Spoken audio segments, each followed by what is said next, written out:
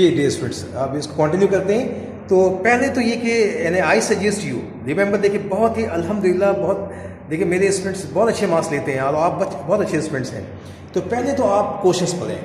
अच्छा, क्वेश्चंस में ना कुछ वर्डिंग ऐसी होगी, देखिए हमारी मदर टंग इंग्लिश नहीं है भाई, हम एक फॉरेन अब्रॉड लैंग्वेज को हम पढ़ रहे हैं, तो ज़रा की अंडरस्टैंडिंग जो है ना हमें ज़्यादा होनी चाहिए।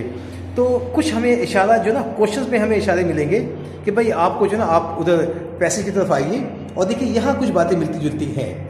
तो आपने क्या करना है कि मतलब कि आप उधर चले जाएं, तो आपको ना you will I am sure you will get some clues, you will get some indications, कुछ इशारे आपको मिलेंगे। उन इशारों की वजह से ना आपकी अंडरस्टैंडिंग बढ़ेगी। अब फिर मैं आपको जब मैं सॉल्व करूँगा तो देखिए कुछ वर्ड, देखिए फॉर एग्जांपल अगर पहला क्वेश्चन ये लिखा है कि ना लाइक पहला तो क्वेश्चन हो गया ये ना। अच्छा, ये क्वेश्चन पढ़ लिया आपने, अंडरस्टैंडिंग आ गई, आप ऊपर भी चले गए, पैसे की तरफ चले गए, वहाँ पे आपने उसको ढूंढा, देखा तो एक आसानी है ना। अच्छा, दूसरी टिप ये है, ये दूसरी आप ये कह लेंगे क्लू है, वो ये है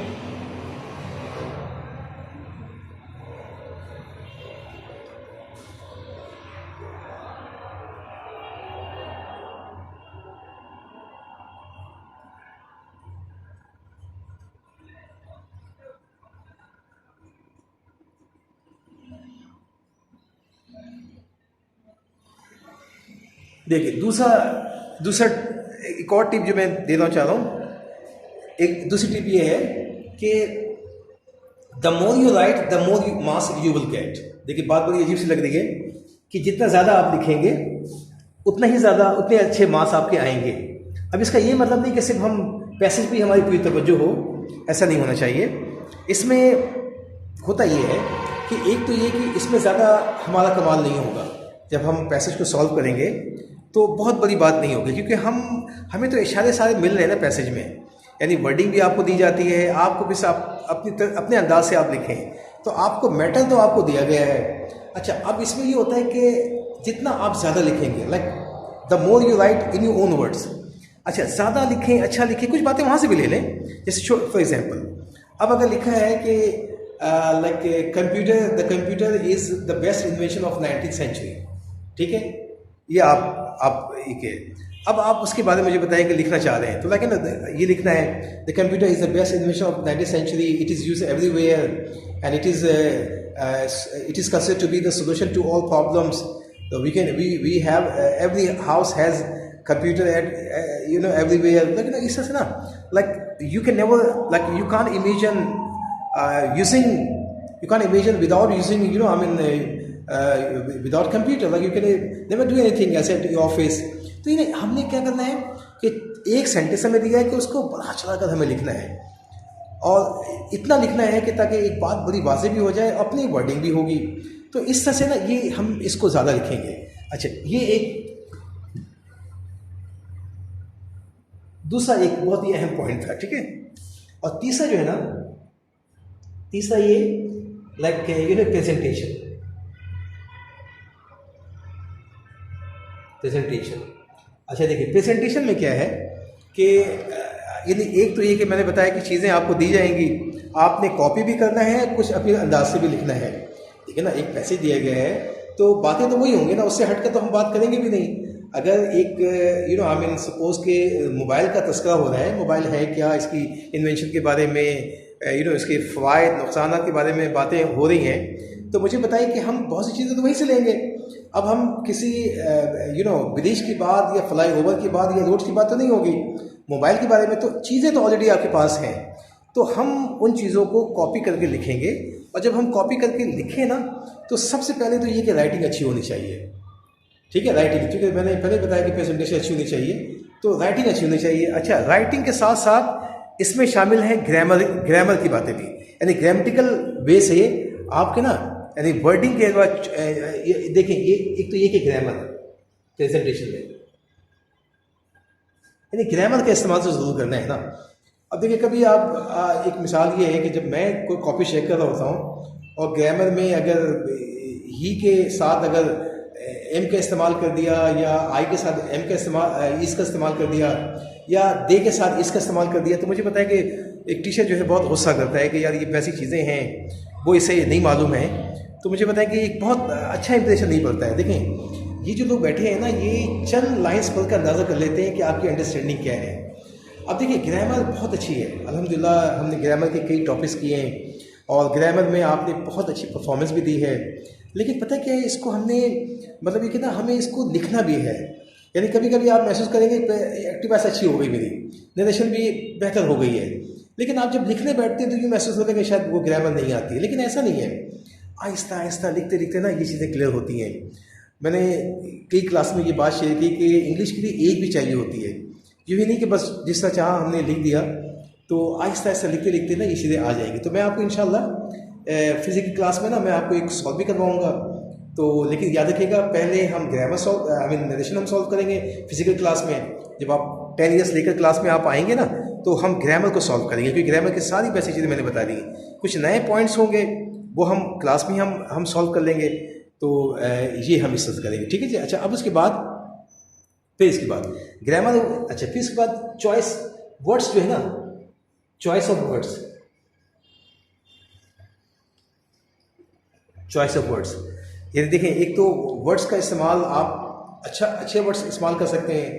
आपको पता है वर्डिंग अच्छी होगी तो जो लोग चेक करेंगे, क्योंकि इसमें मैं पहले बता चुका हूँ कि यूँ समझे कि 80% चीज़ें आपको दे दी जाती हैं। आपको ये नहीं कि आपने याद किया उसको लिख रहे हैं आप, 80% वर्ड्स आपको दे दिए जाते हैं, चीज़ें दे दी जाती हैं।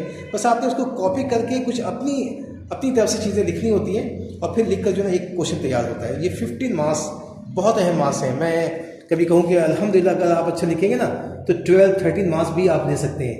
ऐसी कई मिसालें ऐसी हैं जो अच्छे मार्क्स लोग लेते हैं। तो मुझे अंदाज़ा है कि ये भी टॉपिक अच्छे अंदाज से उन्होंने ये टॉपिक सॉल्व किया होगा, ठीक है जी। अच्छा, ये बातें हो गई। अच्छा, ये तीसरा पॉइंट था कि बहुत अहम प्रेजेंटेशन पे अच्छी होनी चाहिए। अच्छा, अब एक और जो है ना, वो एक आपको चौथा पॉइंट में ये like title,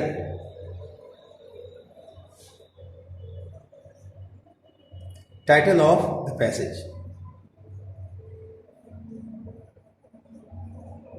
title of the passage. देखिए ये वो टॉपिक ये है। अब आप देखें, एक चूँकि मैंने बताया कि ये सीन पैसेज तो नहीं होगा। अगर मुझे बताएं कि अगर सीन पैसेज से आपको एक पैसेज दे दिया जाए सपोज, ठीक है ना, और अनसीन में ही अगर सपोज करेंगे तो अब तो ऐसा होगा नहीं। तो मुझे बताया कि टाइटल हमारे लिए बहुत आसान है।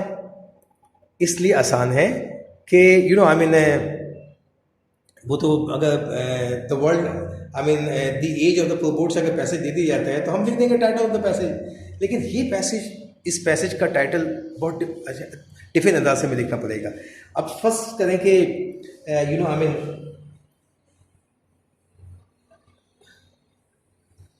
अगर एक टॉपिक है मोबाइल के हवाले से, मोबाइल के बारे में बातें की गई हैं, लाइक इन्वेंशन के बारे में, आई मीन इसके एडवांटेजेस एंड डिसएडवांटेजेस की बातें हुई हैं।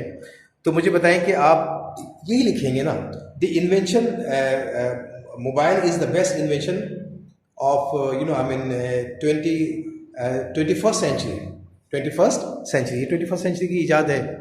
या लिखेंगे the advantages and disadvantages of mobile phone, ठीक है, ये लिखा जा सकता है। या फिर ये कि like I mean I mean we must be careful of using mobile phone. यानी इस तरह से हेडिंग्स जो ना, आप एक हेडिंग नहीं लिखिएगा, हमेशा देखिएगा, कोशिश कीजिएगा कि 2-3 हेडिंग्स लिख दिया करें, यानी और लगा दें। जैसे कि मैंने बताया कि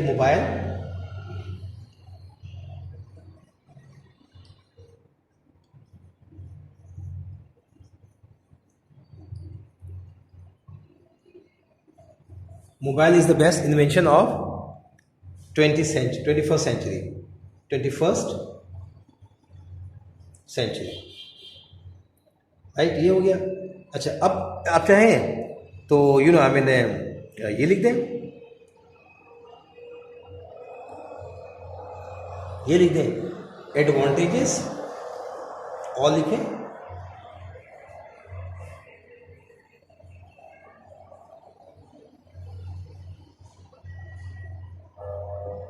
advantage and disadvantage of mobile phone,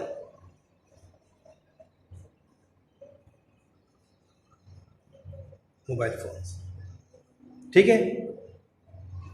तो मुझे बताइए डियर स्टूडेंट्स कि अब हम ये हालांकि ये थोड़ा सा बेहतर जो है ना जो टाइटल आपका होना चाहिए वो उसको चूज़ कर लेंगे, लेकिन कभी कभी गुंजाइश निकल आती है क्योंकि मेरे काफ़ी दोस्त अहबाब भी कल्चर यूनिवर्सिटी में ऑलरेडी पढ़ाते भी हैं, तो कहते हैं कभी कभी गुंजाइश निकल आती है, लेकिन बेहतर है कि एक ही लिखा जाए। तो करीब तरीन पैसेज जो है ना वो पैसेज का जो टाइटल होना चाहिए, ऐसा नहीं कि हट कर हो टाइटल, ठीक है, ताकि आपका टाइटल जैसे कि मोबाइल के बारे में है तो मोबाइल के बारे से लिखेंगे आप, ठीक है ना। तो ये एक टॉपिक ये था, तो ये देखें ये तो ये हो गया। अच्छा, अब ये इंशाल्लाह हम ये करेंगे तो आप करेंगे कि एक तो ये कि आपके टेरियस में जो पैसेजेस दिए गए हैं आप ज़रा उनको पढ़ें 2019, ठीक है। रेगुलर प्राइवेट अलग अलग पैसेजेस हैं, इससे इंग्लिश भी इम्प्रूव होगी क्योंकि आपको पता है इसमें टेंसेस भी हैं, एक्टिव वाइज पैसिव वाइज भी है, नरेशन भी है। आप उसको पढ़ें और पढ़ने के बाद नेक्स्ट क्लास में जब आप यहाँ होंगे, क्योंकि मैंने बताया ना कि हम ग्रामर भी पढ़ेंगे, हम एक दो टॉपिक अलग से ये भी करेंगे। ग्रामर में एक और भी टॉपिक्स हैं, प्रीपोजिशंस हैं, आर्टिकल्स हैं, ईडियम्स हैं, फ्रेजेस हैं, ये भी हम करेंगे इंशाल्लाह आने वाले दिनों में। तो आप 2019 का पैसेज है या 18 का पैसेज है, अब आप इसको पढ़ें और इसके ना आप इसके एक टाइटल ढूंढें कि इसका टाइटल क्या हो सकता है। सोचें कोई ना कोई टाइटल तो होगा। जैसे फॉर एग्जांपल अगर ये स्पेस के बारे में बात हो रही है तो साइंस का एक टॉपिक है, स्पेस के बारे में बात होगी। अगर डेमोक्रेसी की बात हो रही है, जमहूरियत की बात हो रही है तो जमहूरियत के बारे में democracy, the importance of democracy या द इम्पोर्टेंस ऑफ स्पेस या like you know the universe. तो ये कुछ ना कुछ आपने करना है, ये काम आपको करना है। आप 5 ईयर्स में आप सिर्फ पेंसिल से आप ये निशान लगा दें कि सर ये पैसेज जो है इस टॉपिक को डिस्कस करता है या इस टॉपिक के इर्द गिर्द ये पैसेज घूमता है। तो आप इस तरह से ना एक कोशिश करके ये कर लें। अच्छा, अब 2000 चूँकि आपको काफ़ी मटेरियल मिल जाएगा। अच्छा, होता ये है कि मैंने तो आज तक देखा नहीं है, मैंने आज तक मुझे शायद मतलब बीए का एक पैसेज बीकॉम में आया और बीकॉम का एक पैसेज या बीए में आया, कुछ इस तरह के मामला, कुछ एक मामला हुआ है, लेकिन मैंने इसके अलावा देखा नहीं है कि इस टॉपिक को रिपीट किया गया हो। सीन पैसेजेस जो है वो रिपीट होते हैं, आप देखेंगे अक्सर आपको सीन पैसेज आपको मिल जाएगा, लेकिन अनसीन पैसेज जो है ना ये इस तरह से रिपीट नहीं होता। शायद मैंने बताया कि वो भी मैं चेक करूँगा। मुझे याद आता है कि एक पैसेज जो ना बीए का पैसेज था जो मैंने बीकॉम में सॉल्व करवाया और बीकॉम का जो पैसेज है वो बीए वाले को सॉल्व करवाया, चूँकि मेरी क्लास में बीए के स्टूडेंट भी होते हैं। तो इस तरह से ये एक टॉपिक को ना हम बहुत यानी कि बहुत अच्छे अंदाज से हम पढ़ेंगे और ये बहुत इंपॉर्टेंट है। थोड़ी सी होशियारी और थोड़ी सी यानी जहानत का इस्तेमाल करके आप you will be able to get good marks. अच्छा, इससे जुड़ा हुआ एक जो टॉपिक होगा ना वो भी मैं इसके बारे में अभी नहीं बता रहा हूँ क्योंकि 2 क्लासेस हो गई आज। ये समरी है, इसे हम समराइज़ करते हैं। तो यानी इस प्रोलॉन्ग पैसेज को हम कैसे समराइज़ करें। समराइज़ मतलब मुख्तसर होता है, यानी बातें तो बहुत सी दी गई हैं, तो बातें जो की गई हैं, जो दी गई हैं, तो उनको हमने शॉर्ट करके लिखना है। उसका फार्मूला मैं आपको बताऊँगा। ये बात जो है ना मैं इंशाल्लाह ये क्लास कोशिश मेरी होगी कि नेक्स्ट क्लास में हम नरेशन के क्वेश्चन हम सॉल्व कर लें और फिर ये है ना फिजिकल क्लास में हम इसको सॉल्व कर लेंगे। तो नेक्स्ट क्लास जब भी आपकी फिजिकल क्लास होगी तो इंशाल्लाह ये बहुत सी बातें शेयर होंगी और इंशाल्लाह अच्छी तैयारी हमारी होगी। ठीक है डियर स्टूडेंट्स। तो आज तक यहाँ तक क्लास हम रखते हैं। इंशाल्लाह नेक्स्ट क्लास में एंड वी विल कंटिन्यू। ठीक है, अस्सलाम वालेकुम।